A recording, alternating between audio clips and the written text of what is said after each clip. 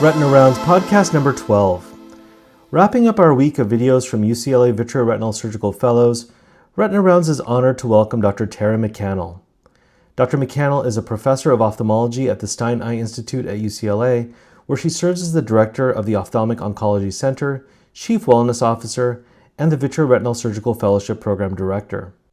Dr. McCannel talks about her path to ophthalmology, how fellows can prepare for success, and the importance of incorporating wellness routines to avoid physician burnout.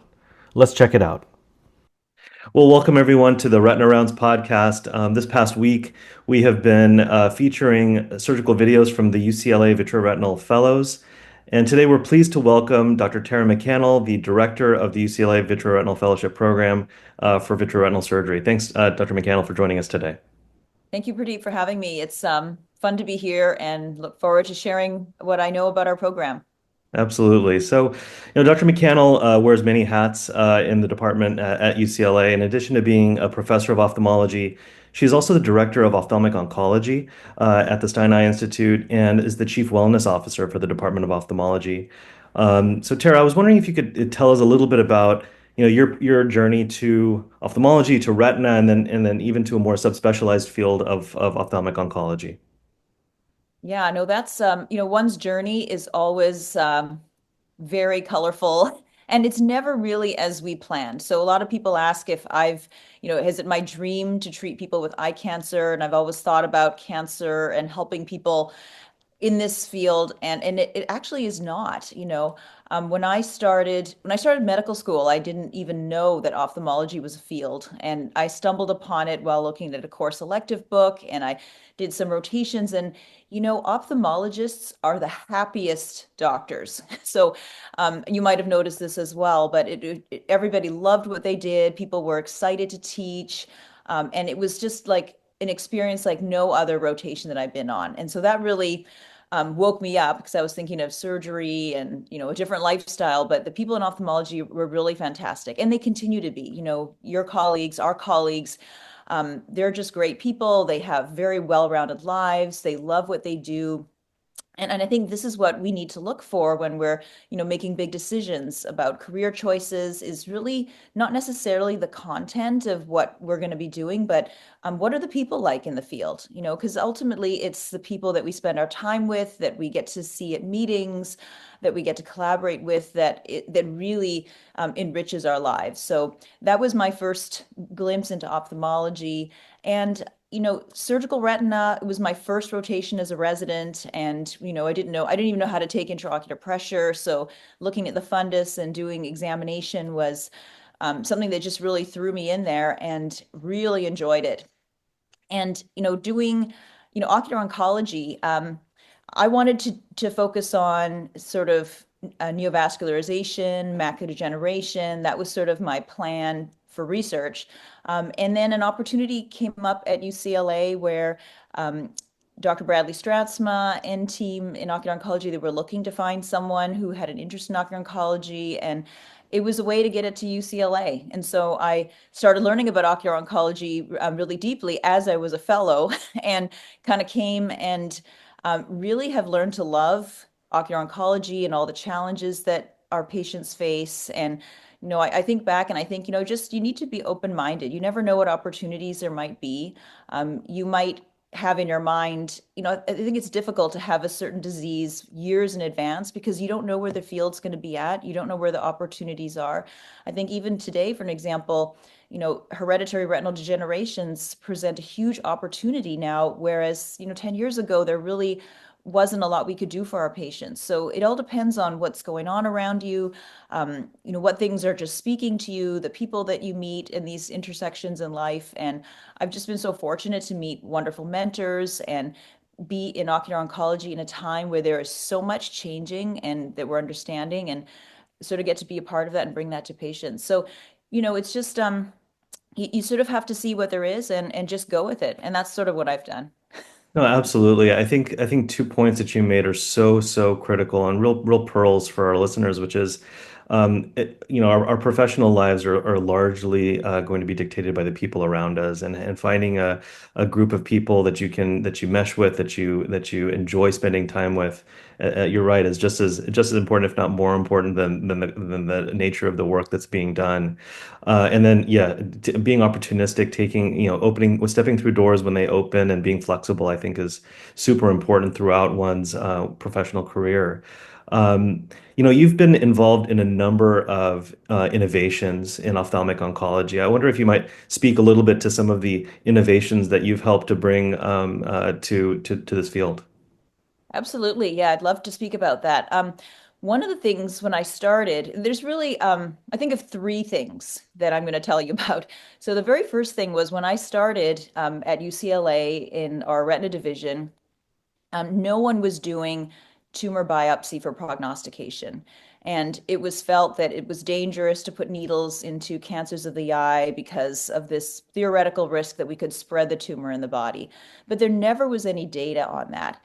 And we already knew, like 10 years before I started practice, that ocular tumors, ocular melanomas, had good and bad prognostic biological markers. We already knew that, but nobody was using that to educate patients or to inform patients about what type of risk they had by simply taking a tumor sample. I think people, when they got enucleated in some places, could get that, but that was not standard. And I just thought, if I was a patient and I could know if I had a high risk or low risk type of melanoma, wouldn't I want to know that? And so that's when we started doing biopsies. The very first tumor biopsy for prognostication in North America was performed at UCLA.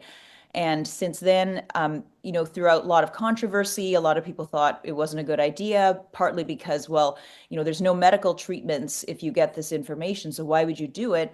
We're sort of forgetting about the patient. So I do a lot of my research in health psychology and the value of information and how information improves health and better outcomes. And it was very clear in our data that even though this didn't affect patient medical care, people want this information because it empowers them, it allows them to make choices. And honestly, I kept thinking, do we need to have a study to show this? But we do. In medicine, a lot of changes don't happen unless there is data. So, now doing biopsy for prognostication when we treat melanoma is really standard of care. And patients who get their melanomas treated and who don't have a biopsy, it is really far and few between. So this is now something that everybody does, and I'm thrilled that patients can get this information. I think the second thing that we are very proud about doing at UCLA is that we don't have any good treatments to prevent radiation retinopathy. There really is nothing. People have tried anti-VEGF, but that does not prevent sort of once the radiation affects the tumor cells, affects the retina, we can't really backpedal on that. The damage has been done. So what we started doing in mid 2012 or so, we started putting silicone oil in replacing the vitreous cavity with this denser material that we already had available that we use for retinal detachments.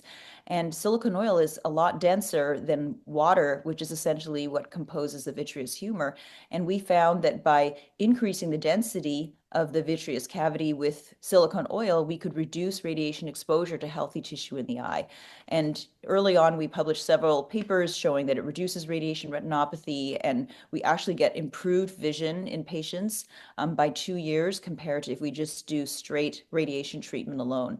And I think this is something that is still emerging because a lot of ocular oncologists either are not vitreoretinal surgeons, so don't have this available, or they may be vitreoretinal surgeons, but their ocular oncology training is very isolated from their retina training, so they don't really marry the two. And in our fellowship program, we do strongly bring together a lot of vitreoretinal surgical techniques to help our ocular oncology patients. And this is one very, very great advance where we can actually prevent the radiation damage before the treatment. And it doesn't eliminate it because people still may need anti-VEGF and other treatments, but it is a huge step forward in trying to get the best vision for patients. I think the last thing that I'm continuing to work on right now is just the value of educating patients. And I'm very excited about the work that I'm doing in health psychology with my collaborators in the Department of Psychology at UCLA. We are looking at sort of our mindsets and how we think about our cancer and how that can actually change our clinical outcomes. And super excited about this. But my big thing that I really feel strongly about is patient information, patient education. Getting people involved actually makes them do better. So, I believe that if we can help our patients understand things and reframe this whole journey of cancer, it's going to change their outcomes. So that's something that I'm very passionate about, and it does tie into sort of wellness that you brought up. But it's been a learning journey for me because this is a way of approaching medicine that I hadn't really considered before. So very excited about those things. Going back to the silicone oil idea, the idea of attenuating the dose of radiation to viable retina, decreasing the risk for radiation retinopathy, that was an idea that came out of your work with actually a fellow at the time, right? Scott Oliver, who's now Yes. the fellowship program director over at the University of Colorado. So tell us a little bit about where that idea started. Yeah, well, so one of the, obvious real joys and benefits of being at UCLA is the working with our fellows. And Scott Oliver, who was a phenomenal vitreoretinal fellow, never was satisfied with how things were going. He'd be in tumor clinic and he'd say things like, why is everybody counting fingers vision, or what how can we tolerate all this poor vision in ocular oncology? And we would talk about it, and he came up with the idea that we could maybe replace something, or shield the radiation. And we worked with our physicists. We have a very robust radiation oncology department with a team of really forward-thinking physicists who don't just, take our prescriptions and make our plaques. They actually come up with ideas that we ourselves might not be thinking about. And so we did an in vitro study where we looked at silicone oil, we did some animal studies, and the paper that is authored, Scott Oliver is the first author on this paper, really showed that this makes a huge difference. And so it's working with people like Dr. Oliver and our fellows who come up with these ideas and keep us on our toes and keep us asking questions that really sort of spur us on to doing new and novel things. When you have somebody like a trainee who's never been in a certain field and they're looking at things with fresh eyes, we need to just run with all those things. So I really, part of being a fellow in our program is, our faculty being open to making changes and, being open to changing things so that it's not sort of what we've been doing for the past several years. And that's one thing I'm really proud of our program is that, if you look back 3 to 5 years, we're doing things differently every time. No, absolutely, and that's true. Coming to a clinical problem with sort of a blank slate is really can really pave the way for innovations. I wonder Absolutely. if you might talk a little bit about, as you're, many of our listeners maybe are thinking about going into retina. The process of selecting vitreoretinal fellows for a program is increasingly difficult because, gosh, everybody looks amazing. I mean, many So multiple agreed. great training programs, multiple publications, huge contributions, even as residents, medical students, etc. Uh, how do you how do you get through how do you decide who you're going to invite for an interview and then subsequently choose to be a fellow? That's such a great question, and you're absolutely right. Everybody looks phenomenal on paper. And I think, we sort of look at, people's outside interests, how has a certain individual sort of shown their commitment to maybe not necessarily even say retina, because I do know that many of our residents, they stumble upon retina later in their training. So a person who can demonstrate commitment in a certain area and follow through with a project, oftentimes having a research publication or several are good signs that a person can start a task and complete it, because actually ending a research project with a publication requires a certain amount of dedication that, it's easy to just start a project and then it just disappears. But if you actually finish it to publication, that says something about an individual. So, research publications, your outside interests, how did you come upon this idea that you want to do surgical retina and be a retina surgeon? These are it's sort of a combination of these things. Your extracurricular things are important. What do you spend your time on when you're not studying and working hard? That kind of helps us get some idea. But even then, it's very difficult. So we do interview a lot of people because I think it's really important to, meet people in real life, and find out what they're like, what they, are they going to be a good fit for our program? And our program is it's very intensive because it's very heavy on the surgical exposure component, and our fellows are really it's a fast entry. There's not a sort of a slow 6 months of sort of being in the clinic. You're really starting with hitting the ground running. So, are you able to are you able to be unafraid of being in challenging situations and working really hard and really supporting your training with reading and studying and doing everything it takes to be the best possible doctor? And we want to see people who sort of embody that spirit, that you don't have to have much knowledge coming in. And a lot of times fellows or fellow applicants will talk about, oh, I've done X number of core vitrectomies. Honestly, if you've never done a vitrectomy, it doesn't matter because we want to train you on that. We want to just see commitment and dedication. It's really hard. As you know, there are some really excellent applicants, and we really do what we can to get to know everybody and try to figure out who would be a good fit in our program.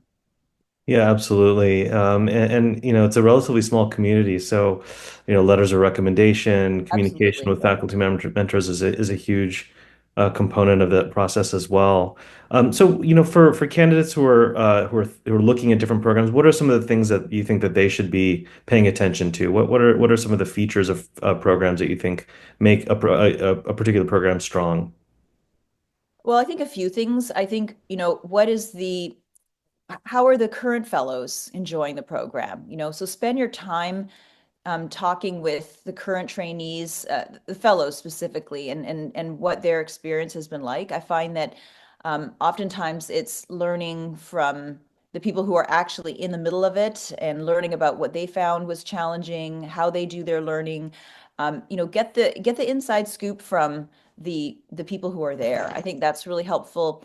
And if possible, if you can speak with or hear from people who have graduated from the fellowship training program and find out how they're doing in their careers, how was the transition from fellowship to practice.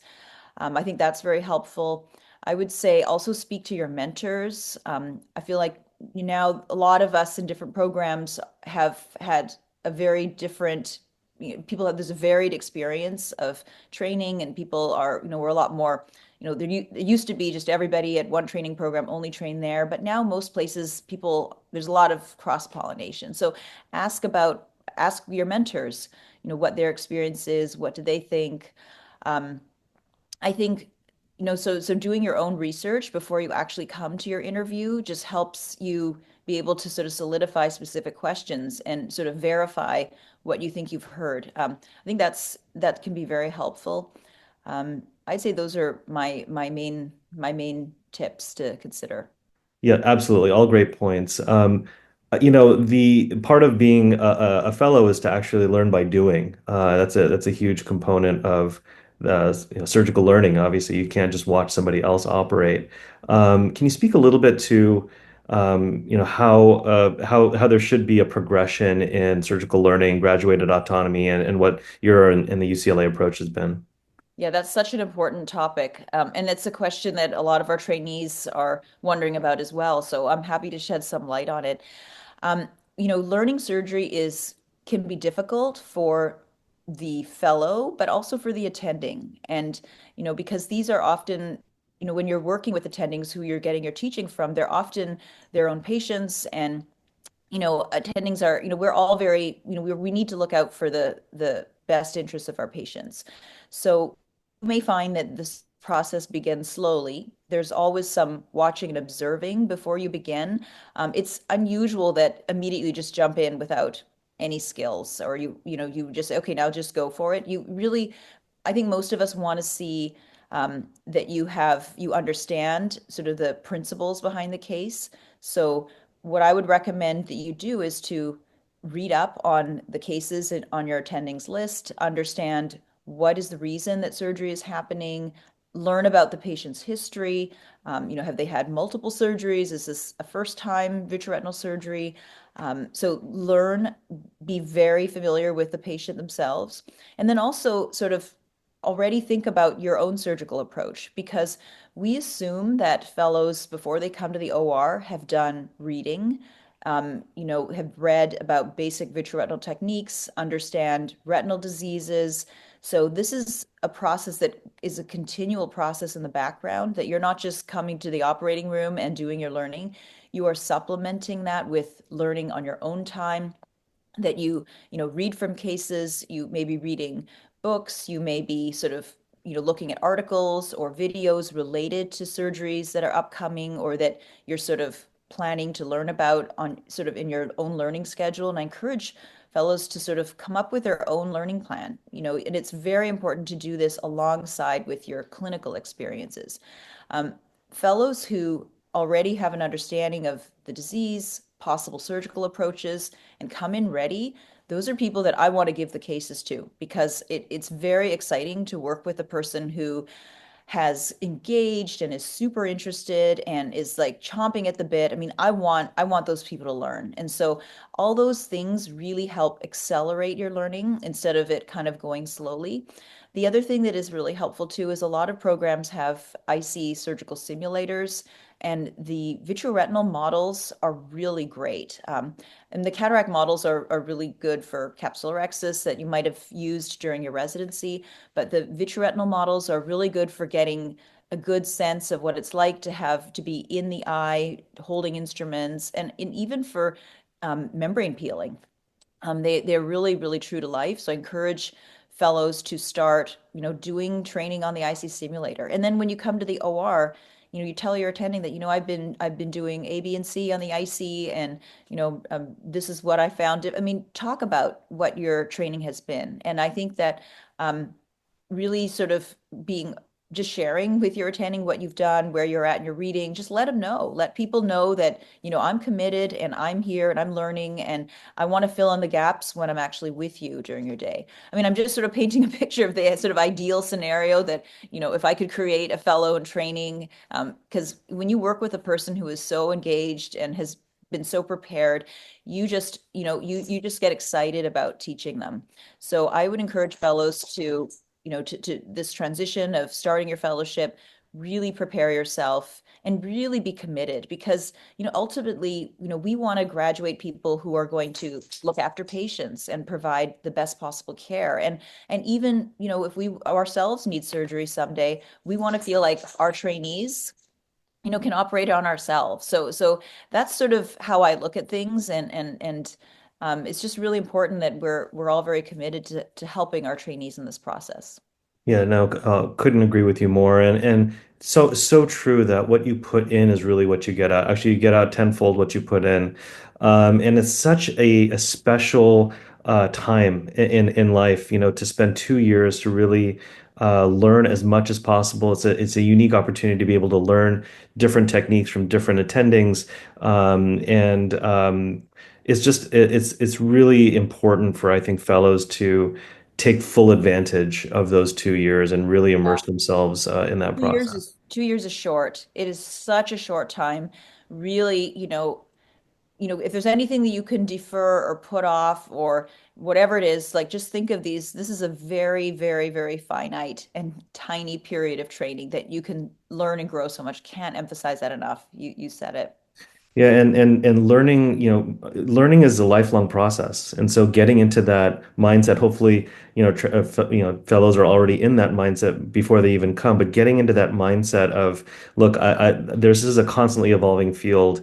And Yeah. at the beginning, you're learning the basic, building blocks of how to do vitreoretinal surgery. But staying on the cutting edge really requires ongoing reading, staying up to date on the literature, watching videos. There's all sorts of different ways to continue to learn.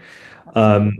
Um, Another important part of fellowship is really the breadth of experience, and we're fortunate to at UCLA to have so many people and so many different subspecialties within retina and ophthalmology that are complementary to retina. I wonder if you might speak to how UCLA's program is structured and that sort of breadth of experience. Yeah, no, you're absolutely right. We do have so many opportunities to sort of go to other areas within retina.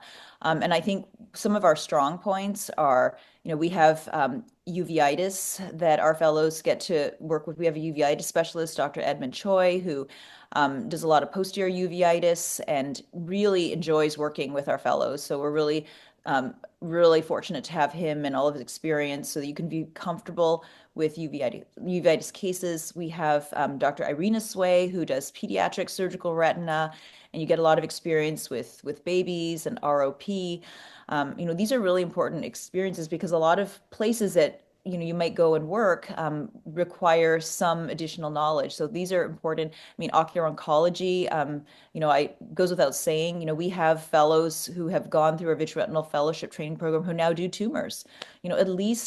At least four individuals who this is part of their practice. So, we can offer a lot of additional expertise in addition to the bread and butter retina. I think our program, just to touch on, how things are structured, we have two county hospitals where our fellows really can kind of, set the schedule and choose cases and receive mentorship with faculty who operate with them. And there's a certain amount of graded autonomy as you get more and more comfortable.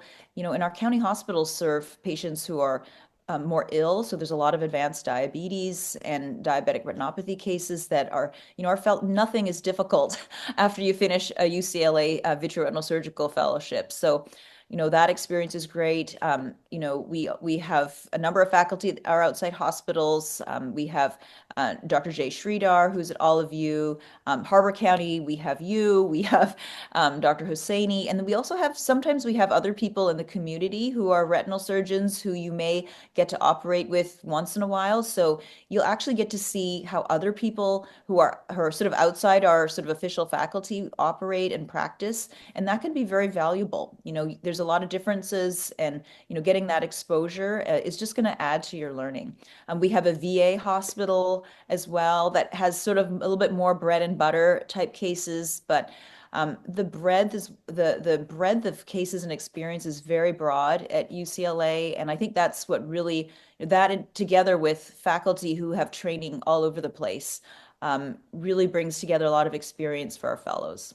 Yeah, no, absolutely. And not to mention the opportunity to work with some of our medical retina experts who are leaders in Absolutely, imaging yeah. is such a huge part of how we manage patients now, both medically and for increasingly for our surgical patients. Imaging can play a huge role in how we decide on surgical management and prognosticate, et cetera. Um, let's shift gears a little bit towards wellness because Yeah. this is importantly an increasingly talked about component of professional life, whether that be in training and beyond. And there are a variety of factors I think that are contributing to, sometimes physician burnout is a big concern. So can you talk a little bit about what you recommend for physicians, both in training and beyond, what they can do to support their wellness and avoid burnout? This is a loaded question, and if I had the answer, we'd all be good.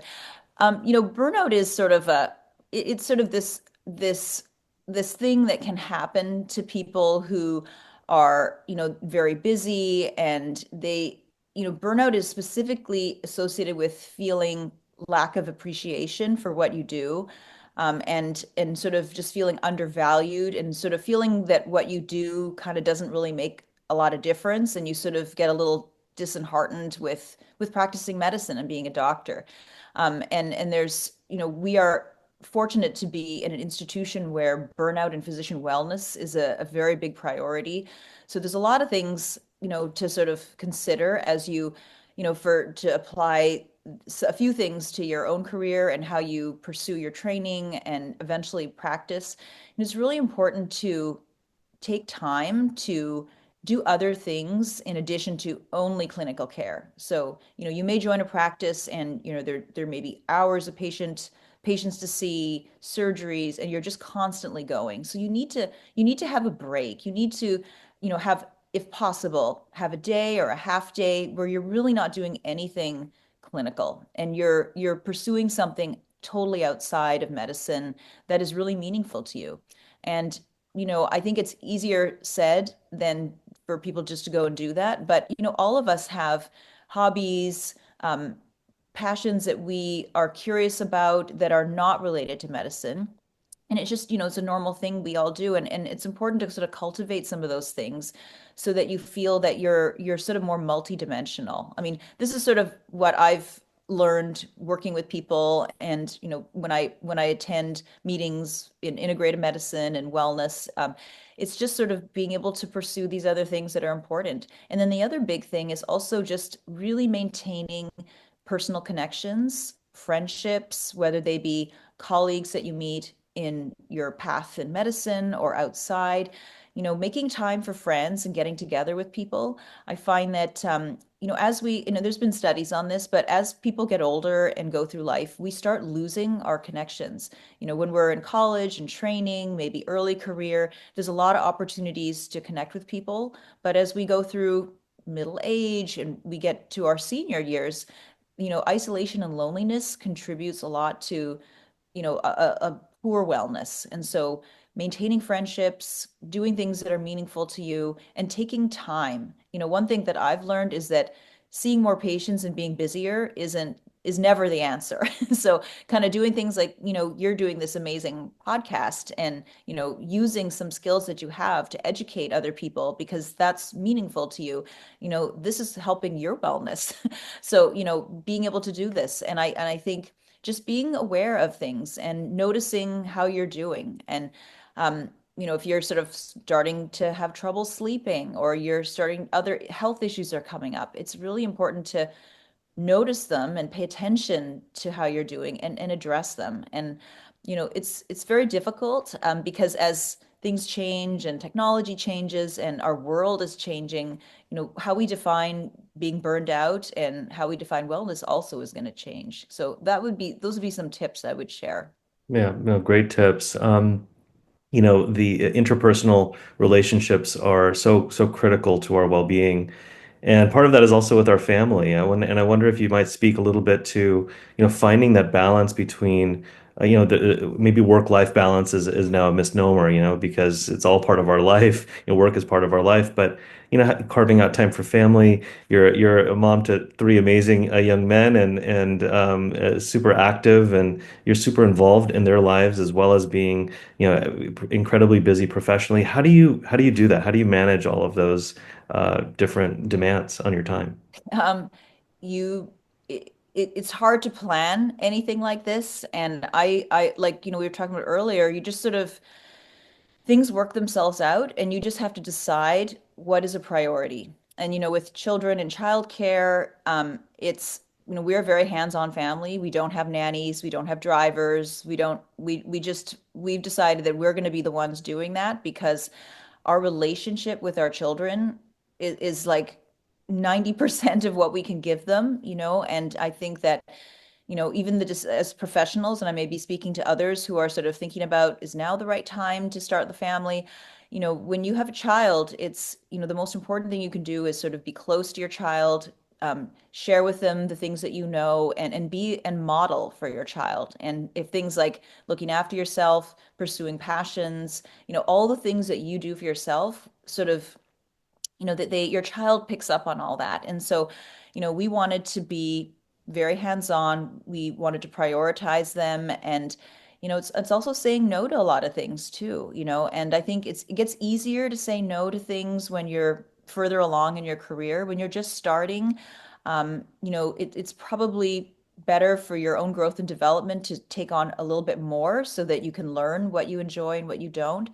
But once family comes into play, you just work around them. And I feel that, a lot of times, um, things work out because people appreciate what you value is important, and and I think a lot of it resonates with people, our colleagues, and the leadership in our department. We have a very supportive department in terms of um, you know our work responsibilities and time for admin, and all the hours in the day are used for something, and if it's not work, it's family.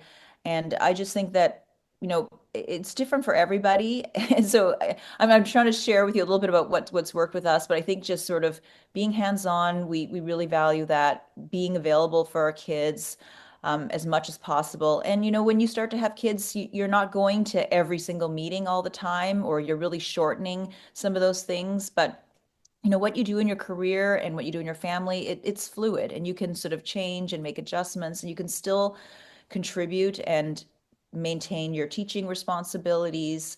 But it's challenging, and you sort of have to be on your toes. And I always think that we only have a very limited time with our kids, and when they're off, hopefully to college and other things, we're going to have more time to spend on whether it's more career related things or other interests.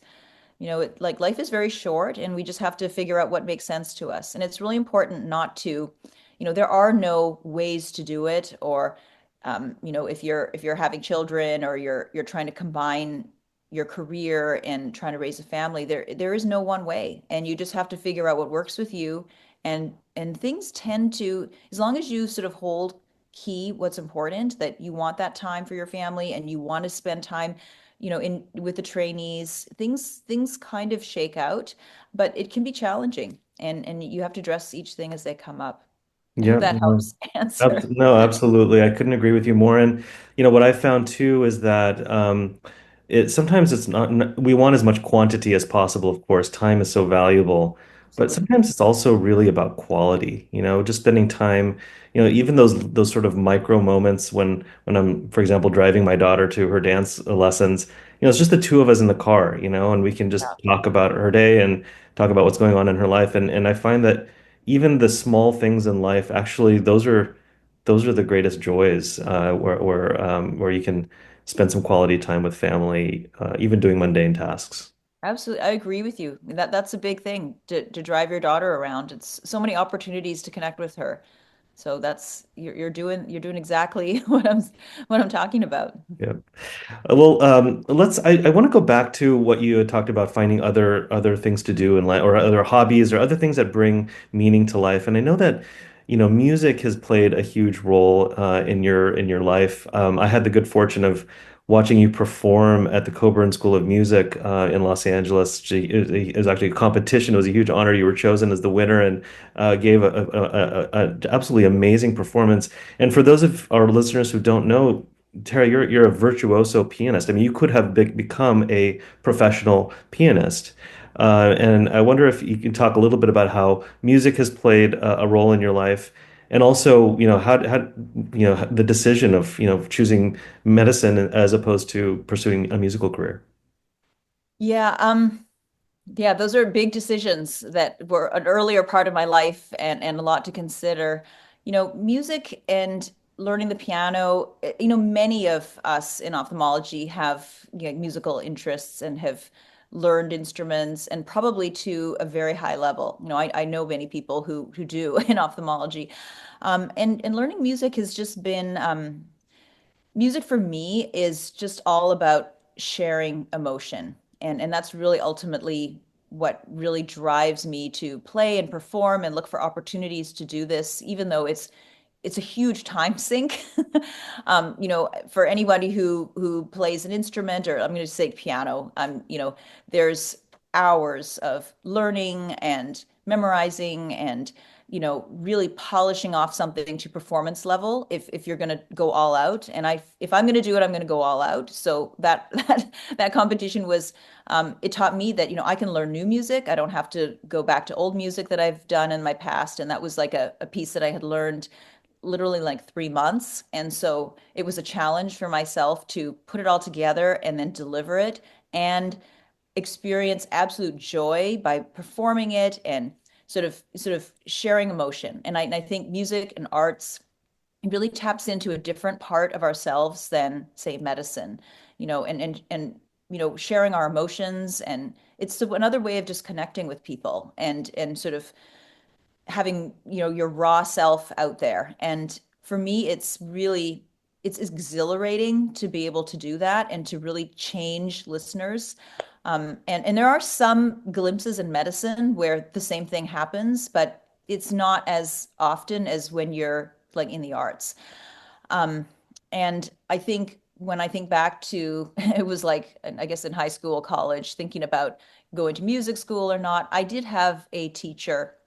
I had a number of music teachers back then, but one of them said to me, Tara, if you're thinking about whether you should go into music or science, you can't go into music, because people who go into music for their careers and for their livelihoods, it's not even a question. It's something that you have to do because you would be dead.